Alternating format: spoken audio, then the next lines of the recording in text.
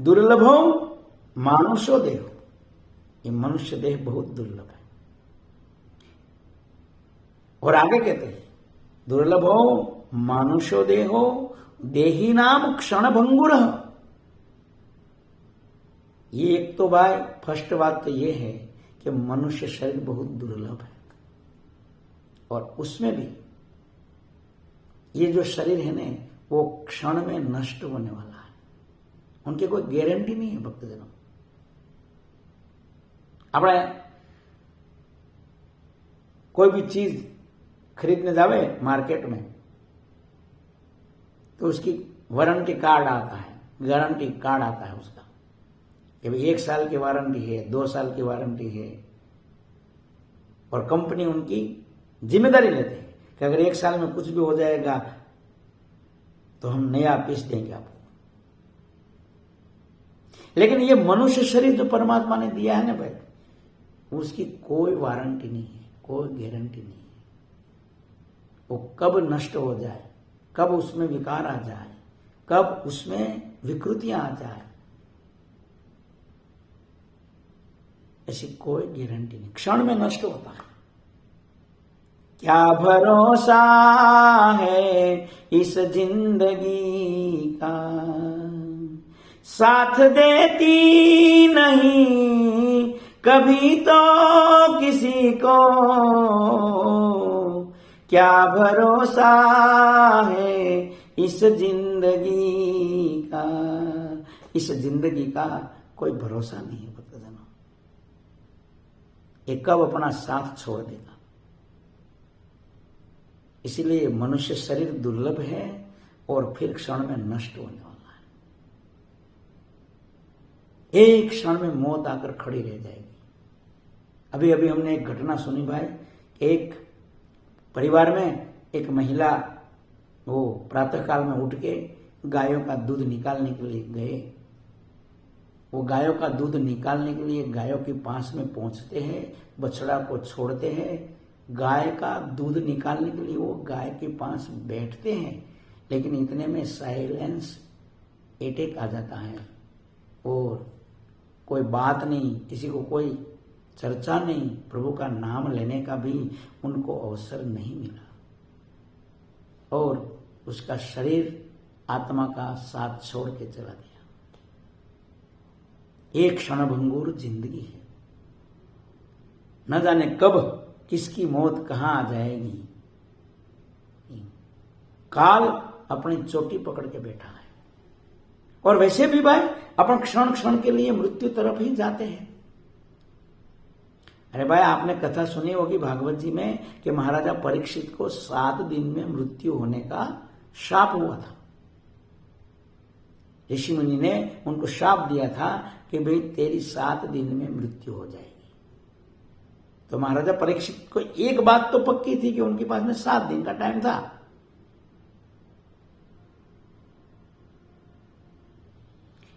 लेकिन अपने पास में तो हम सबके पास में 7 मिनट का नहीं, 7 सेकंड का भी कोई टाइम नहीं है। लगभग हर व्यक्ति ऐसी बातों सुनकर ऐसा ही सोचती है कि भाई ये सब बातों शास्त्रों में लिखी है और संतों ने जो कही है वो सही है, हमको भी अब भजन कर लेना है। लेकिन बुढ़ापा में बस करेंगे, अभी थोड़ा पैसा कमा लेवे, अभी बच्चों को सबको लाड लड़ा लेवे, उन सबको सुखी कर देवे, उनके लिए जीवन यापन कर देवे, और उसके बाद में वृद्धावस्था में अपन आराम से प्रभु का भजन करेंगे। लेकिन यही अपना अविवेक है, क्योंकि क्षणभंगुर शरीर में वृद्धावस्था आएगी या नहीं आएगी इसको कौन जानता है। कौन जानी सके काल ने रे सवार काल सुथावानु। काल को कौन जान सकता है भाई। इसलिए जो मनुष्य प्रभु की भक्ति करना, सत्संग करना, उसको वृद्धावस्था के लिए टाल देता है, वो मनुष्य शास्त्र कहता है वो मूर्ख है, वो अज्ञानी है। वो जड़ बुद्धि है।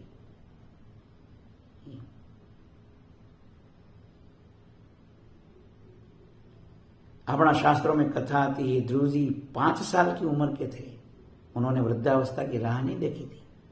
5 साल की उम्र में उन्होंने प्रभु की तपस्या करके भगवान का साक्षात्कार कर लिया था। प्रहलाद जी को अपन जानते हैं सब, बाल्यावस्था से ही उन्होंने प्रभु की भक्ति की थी।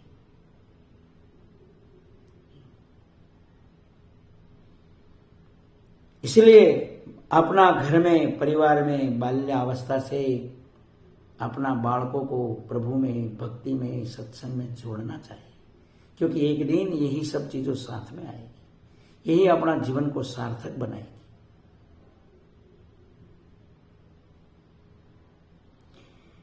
इसलिए मनुष्य शरीर दुर्लभ भी है और एक क्षण में नष्ट होने वाला है, न जाने कब क्या हो जाए।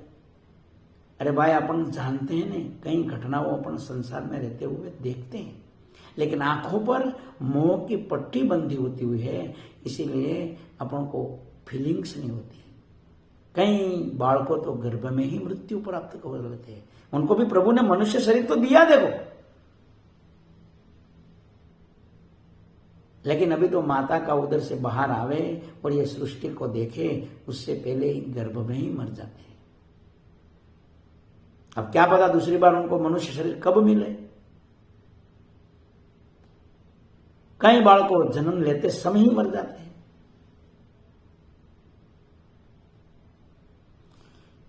कोई लोग 1 साल में, 2 साल में, 5 साल में मृत्यु को प्राप्त हो जाते हैं। कई लोग युवान अवस्था में मृत्यु को प्राप्त हो जाते हैं। फिर बुढ़ापा आएगा कब? और आएंगे, अगर मान लो कि आ भी गया तो भाई जिंदगी पर जो किया हुए ने अपना मन इंद्रियों में, वही स्वभाव हो जाता है और वही अपना जीवन का एक लकीर हो जाती है, एक साइकिल हो जाती है। फिर वृद्धावस्था में प्रभु में मन लगना वो बहुत मुश्किल हो जाता है। अगर वृद्धावस्था आई तो उल्टा ना परिवार लोग तो अपन को बोझ मानेगा, जिनके लिए अपन ने बहुत सी कमाई करी थी, जिनके लिए अपन प्रभु का दर्शन करने के लिए समय नहीं निकाल पाए थे, जिन परिवार के लिए, जिन कुटुंब के लिए, उनको राजी करने के लिए, उनको सुख पहुंचाने के लिए रात दिवस अपन परिश्रम करते थे, सत्संग करने का टाइम नहीं होता था। वो सब ही अपन से मुंह फेर लेंगे। वृद्धावस्था में इस जीवात्मा के पास में बैठने की भी किसी को इच्छा नहीं होती।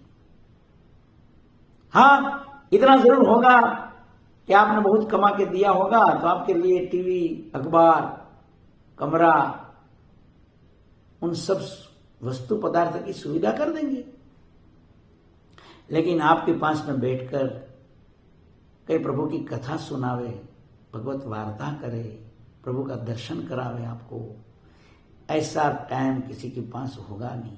वृद्धावस्था में अपन स्वयं ही, जिनके लिए अपन ने जिंदगी याहुम कर दी थी, उनको अपन स्वयं बोझ रूप लगने लगेंगे। ये सृष्टि का नियम है, कोई एक व्यक्ति की बात नहीं है, जनरल ऐसा ही होता है। हमारे मुक्तानंद स्वामी ने कहा है, जैसे बूढ़े बेल को, जैसे बूढ़े बेल को किसान न देत खान। किसान लोग जो होते हैं, अब तो बेल का जमाना चला गया, नई पीढ़ी को ये समझ में नहीं आवे, लेकिन ये बात जरूर अवश्य है कि जब बेल से खेती होती थी और वो बेल जब किसान को काम में आता हो, वो बेल जब खेती में चलता हो, तब तो वो किसान जो होता है वो बेल को बहुत प्यार से खिलाता है, उसको अच्छी तरह से रखता है, उसको अच्छा सा खाना देते हैं। लेकिन जब ये बेल बूढ़ा हो जाता है, चलता चलता, कमाई कराता कराता, परिवार का पालन करता करता, जैसे ही वो बूढ़ा हुआ, वो बेल को किसान त्याग देता है, उसको फिर अच्छा खाना भी नहीं देता है। ऐसे ही जब इंसान परिवार की सेवा करते करते, परिवार को सुख देते देते रात दिन परिश्रम करते करते जब वो बुढ़ा हो जाता है, वृद्ध हो जाता है ना, तो इसी प्रकार बेल की जैसे ये परिवार, ये जो सगा संबंधी पुत्र परिवार, ये अपना त्याग कर देते हैं। ये कोई अपने पास में बैठने में भी राजी नहीं है। ज्यादा अपन करेंगे तो कहते हैं कि इस डोकरा की इनकी बुद्धि सठिया गई। तिरस्कार से देखते हैं। अरे खाना देंगे ना, वो भी तिरस्कार वृत्ति से देंगे, भाव से, प्रेम से नहीं देंगे। वो तो अभी अपन कमाते हैं ना, इसीलिए सब खुश है। शास्त्र कहते हैं ये संसार पूरा स्वार्थ से घेरा हुआ है। रामायण में तुलसीदास जी ने लिखा है भाई, हमारी बात नहीं है, घर की है। तुलसीदास जी कहते हैं, देखो भाई, सुर नर मुनि सबकी यही रीति, स्वार्थ लग करत सब प्रीति, स्वार्थ लग करत सब प्रीति। देवताओं, ऋषि मुनियों, मनुष्यों, इन सब की यही रीति है भाई, कि जब तक उनका स्वार्थ सरेंगे तब तक ही वो अपन के साथ प्रीति करते हैं। स्वार्थ सिद्ध हुआ और प्रीति गायब, फिर वहां प्रेम भाव नहीं रहेगा। ये संसार की रीति है। इसलिए जो मनुष्य ऐसा सोचता है कि वृद्धावस्था में भजन करेंगे, तो ये संभव ही नहीं है भाई। और दूसरी बात, भक्तजनों, कि वृद्धावस्था जैसे आती है न, तो शरीर का हर अंग शिथिल हो जाता है, आंखों का तेज खत्म हो जाता है, कानों की सुनने की जो शक्ति है वो कम पड़ जाती है, मुख से स्पष्ट उच्चारण नहीं होता है, तो अपन कहां से कथा सुनेंगे, कहां से प्रभु का भजन करेंगे, कहां से अपन गीता रामायण भागवत का अध्ययन करेंगे। और सत्संग में जाएंगे तो कुछ समझ में भी नहीं आएगा, क्योंकि ये मन बुद्धि ऊपर इतना टेंशन, तनाव, शोक, ये जो जीवन भर जिनके लिए अपन ने किया हो, उन्होंने जब धोखा दिया हो ना भाई, तो मन ऊपर बहुत आघात होता है, बुद्धि है ना वो चकरा जाती है। फिर कथा श्रवण कहां से होगा, क्योंकि कथा तो बुद्धि और मन का माध्यम से ही अंदर प्रवेश करेगी, और उसी के माध्यम से विवेक जागृत होगा। जब बुद्धि ही स्थिर और शांत नहीं रहेगी, जब बुद्धि ही व्यग्र हो जाएगी, चित्त चंचल हो जाएगा, अशांत हो जाएगा, तो फिर भगवत कथा का हृदय में प्रभाव कहां से आएगा, हृदयंगम कैसे होगी वो कथा। और जब कथा हृदयंगम नहीं होगी तो बुद्धि में विवेक कहां से जागृत होगा, और जब विवेक ही नहीं आएंगे तो प्रभु का भजन और मोह माया का बंधन कैसे छूटेगा। इसलिए युवानी अवस्था में जो प्रभु का भजन कर लेता है वही बुद्धिमान है, वही समझदार है। ये ऋषि मुनियों भगवान को लाडले क्यों थे भाई, वो प्यारे क्यों थे, क्योंकि उन्होंने ये विवेक को जागृत करके संसार में से अपना पंच इंद्रियों को हटाकर उन्होंने प्रभु का भजन में लगाई थी। वो आंखों से प्रभु का दर्शन करते थे। संसार का व्यवहार तो वो भी करते होंगे, लोगों को मिलना जुलना, आना जाना, रहना, क्योंकि जीवन यापन तो ये धन संपत्ति कर्म इनसे होता है, व्यवहार से ही होता है।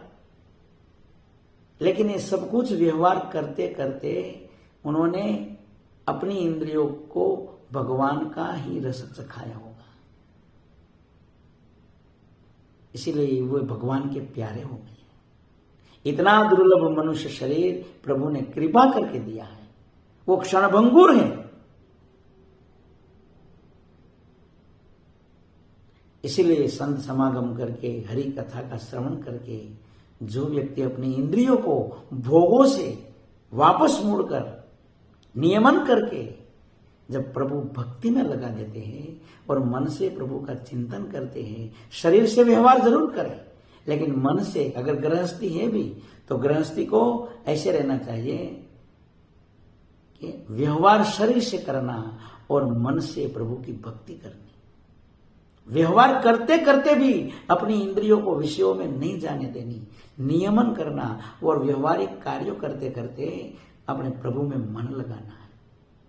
करते जाओ घर का काम, लेते जाओ प्रभु का नाम। व्यवहार कार्यों करते करते मन से, बुद्धि से, इंद्रियों से प्रभु का चिंतन करना है, भजन करना है, सत्संग का श्रवण करना है, तो उनका जीवन सार्थक हो जाता है। और ऐसा कार्य जो करता है ना, वो भगवान का प्यारा हो जाता है। क्यों? क्योंकि भगवान ने इसी के लिए तो मनुष्य शरीर दिया है।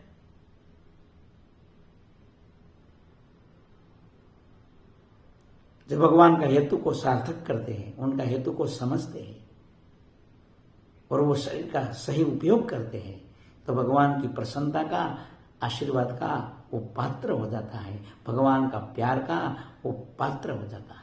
इसीलिए ऋषि मुनियों को भगवान कहते हैं कि पूरा संसार तो जगत का चिंतन करते हैं, भोगों का चिंतन करते हैं, माया का चिंतन करते हैं, और इसी प्रकार ही करते करते मरते हैं। और मैंने जो कृपा करके उनको मनुष्य शरीर दिया था, उनको बिल्कुल व्यर्थ गमा देते हैं, नष्ट कर देते हैं। अरे इतना ही नहीं भाई, नष्ट कर दे तो ठीक है, फिर भी भगवान को इतनी दुख नहीं है, लेकिन इसी मनुष्य शरीर से वो इतना पापाचार कुकर्म कर लेते हैं कि नरक और 84 लाख योनि में भोगते भोगते भी उनका अंत नहीं आता है।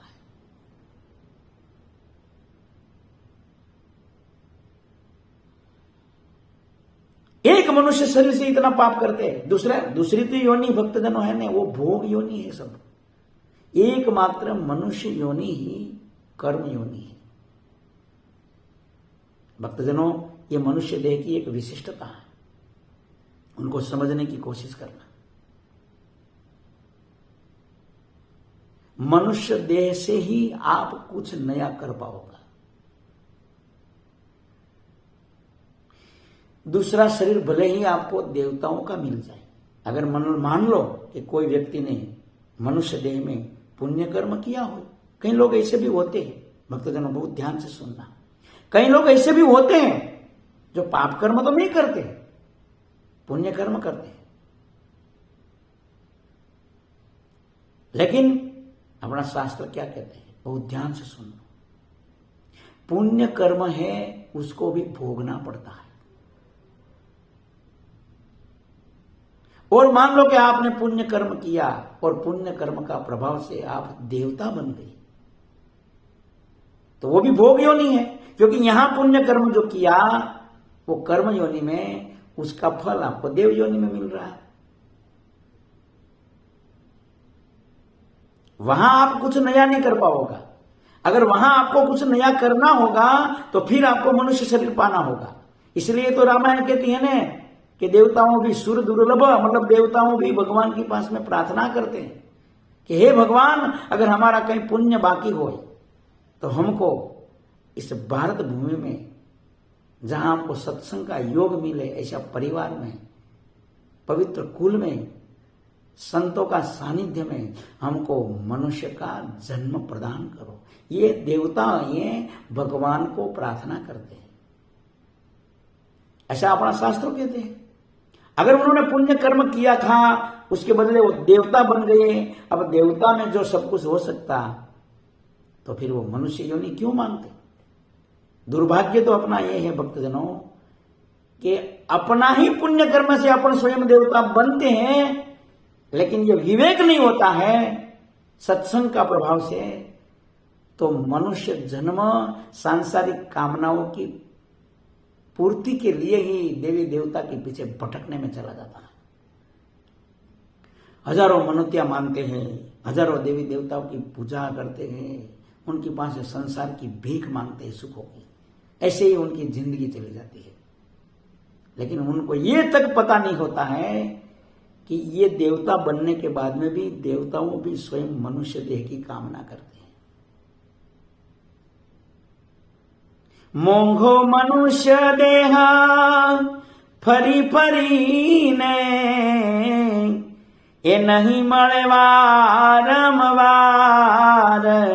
એ ભાઈ તું ભજી લેને कीरतार, हो भाई तू भजी लेने कीरतार। इसलिए विनंती करते हैं संत पुरुषों कि ये बहुत महंगा है मनुष्य शरीर, देवताओं को भी नहीं मिलता है। वो शरीर प्रभु ने कृपा करके आपको दिया है। इसलिए हे जीवात्मा, तू प्रभु का भजन करे नहीं, सत्संग करे नहीं, जीवन धन्य हो जाएगा, जीवन धन्य हो जाएगा।